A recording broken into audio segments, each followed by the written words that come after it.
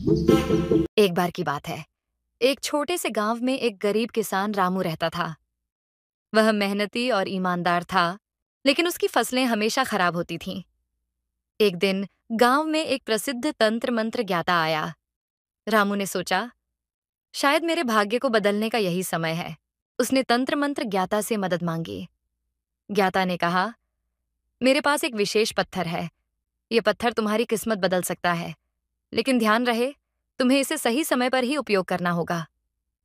रामू ने वह पत्थर ले लिया और अपने घर वापस आ गया। अगली सुबह जब रामू खेत में काम कर रहा था, अचानक मौसम बदल गया। काले बादल घेरने लगे और तेज हवा चलने लगी। रामू ने पत्थर की बात याद की और सोचा, क्या इस तूफान का कुछ लेना देना है? तूफान के बीच एक रहस्यमय आवाज आई, यदि तुम पत्थर को सही समय पर इस्तेमाल करोगे तो सब कुछ ठीक हो जाएगा।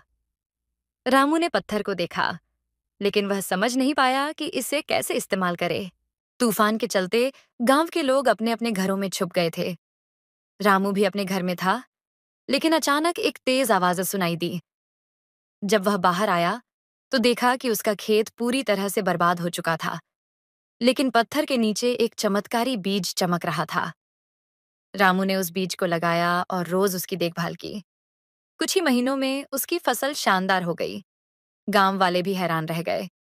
उन्होंने रामू से पूछा कि उसने यह कैसे किया। रामू ने बताया कि सही समय पर सब्र रखना और प्रतीक्षा करना ही सफलता की कुंजी थी। नैतिक शिक्षा। इसी प्रकार धैर्य के साथ किए गए कार्य का परिणाम हमेशा अच्छा होता है। सच्ची सफलता समय, धैर्य और सही निर्णय पर निर्भर करती है। हमें जीवन में धैर्य बनाए रखना चाहिए। कभी कभी हमें प्रतीक्षा करनी पड़ती है और सही समय पर सही कदम उठाना होता है, क्योंकि अच्छी कामों का फल सही समय आने पर ही मिलता है।